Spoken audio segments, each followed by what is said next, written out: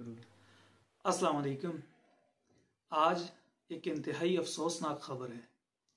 वो अफसोसनाक खबर ये है कि मानसेरा से ताल्लुक़ रखने वाले जमीयत उलमा इस्लाम के रहनुमा आलिम बाअमल सैयद ग़ुलाम नबी शाह साहब के फ़र्जंद मौलाना शाह अब्दुल अज़ीज़ साहब कोरोना की वजह से आज अल्लाह को प्यारे हो गए हैं।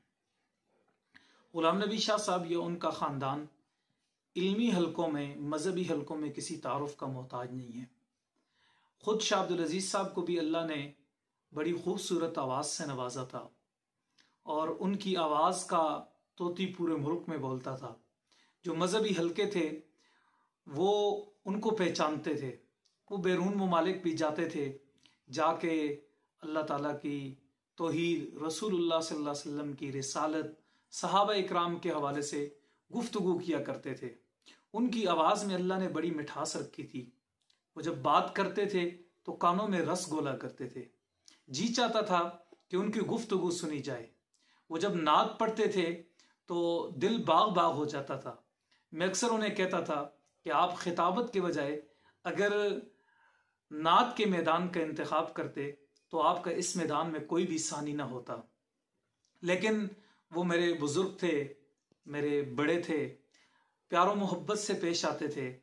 ये जब कोरोना का मामला शुरू हुआ तो वो कोयटा गए। कोयटा जाने के बाद जब वो वापस आए तो वो फिर संभल न सके, उनकी तबीयत संभल न सकी।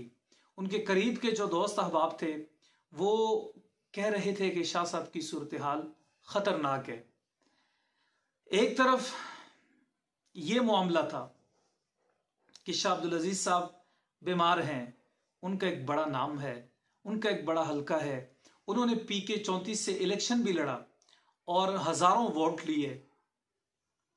बहुत सारे लोग उनसे मोहब्बत रखते थे। जब आज उन्हें यह खबर मिली कि शाह अब्दुल अज़ीज़ साहब इस दुनिया में नहीं रहे तो उन्हें तकलीफ पहुंची। खुद मुझे भी तकलीफ हुई, खुद परेशानी का शिकार हो गया। कानों को यकीन नहीं आया कि क्या खबर सुन रहा हूं। दिल अभी तक ये मानने को तैयार नहीं है कि शाह अब्दुल अज़ीज़ साहब इस दुनिया से चले गए हैं। लेकिन जो शख्स इस दुनिया में आता है उसने एक दिन जरूर जाना होता है। अभी किसी ने मुझे उनकी अस्पताल की जो लाश थी वो मुझे भेजी। उनकी लाश को बाहर निकाला जा रहा था, कुछ लोग पास खड़े हैं और उनका वो खूबसूरत चेहरा, नूरानी चेहरा मुरझाया हुआ था।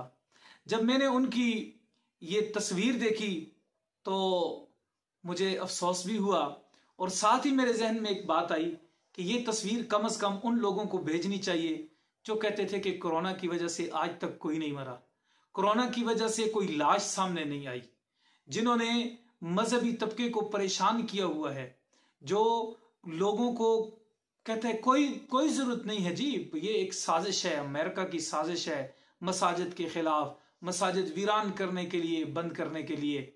ये लाश शाह अब्दुल अज़ीज़ साहब की कम से कम उन लोगों को दिखानी चाहिए कि इस शख्स की ये लाश देखो, ये शख्स ये दुनिया से जाने के लिए नहीं था। इसकी लाश देखें और एहतियात का दर्स दें। लेकिन मुझे मालूम है कि वो लोग नहीं संभलेंगे। उन्होंने अपनी बात करनी है, प्रोपेगेंडा जारी रखना है, इस कोरोना को साजिश ही कहना है। आज अगर एक वली एक कामिल शख्स का बेटा अगर इस बीमारी से नहीं बच सका तो आप और मैं नहीं बचेंगे। बीमारी ये नहीं देखती कि कौन अमीर है और कौन गरीब है। बीमारी ये नहीं देखती कि कौन नेक है और कौन गुनाहगार है। एहतियाती तदाबीर इख्तियार करनी चाहिए। अगर हम एहतियाती तदाबीर इख्तियार नहीं करेंगे तो अल्लाह न करे कि कोई और नुकसान हो जाए।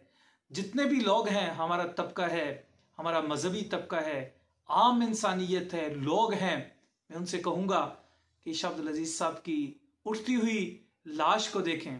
ये बहुत खूबसूरत आवाज़ के मालिक थे। इन्होंने अभी अपना इदारा तामीर किया, सालों लगा के एक इदारा तामीर किया, एक खूबसूरत और आलीशान इमारत बनाई, उसका इफ्तिताह करना था। वहाँ लोग आने थे, बच्चों ने पढ़ना था, उस इदारे ने खेलना था। वो मजीद भी इदारा तरक्की करेगा। लेकिन जो शख्स 10 साल तक तैयारी करता रहा एक इदारा बनाने में, आज वो देख भी नहीं सका कि ये इदारा रह गया और जो शख्स इसके बनाने वाला था वो आज दुनिया से चला गया है। शाह अब्दुल अज़ीज़ साहब दुनिया से चले गए हैं। मेरी दुआ है कि अल्लाह ताला उनकी कामिल मग़फ़िरत फरमाए। जो लाहिकीन हैं अल्लाह ताला उनको सब्र करने की तौफीक अता फरमाए, और उनकी वजह से जो एक खला पैदा हुआ है ये पुर नहीं हो सकेगा।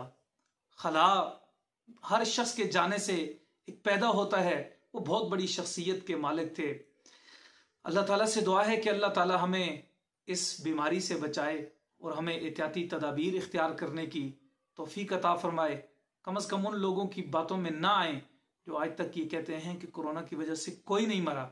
आज इनकी लाश को, इनको देखकर कम अज़ कम हमें आज इबरत ज़रूर पकड़नी चाहिए। बहुत शुक्रिया।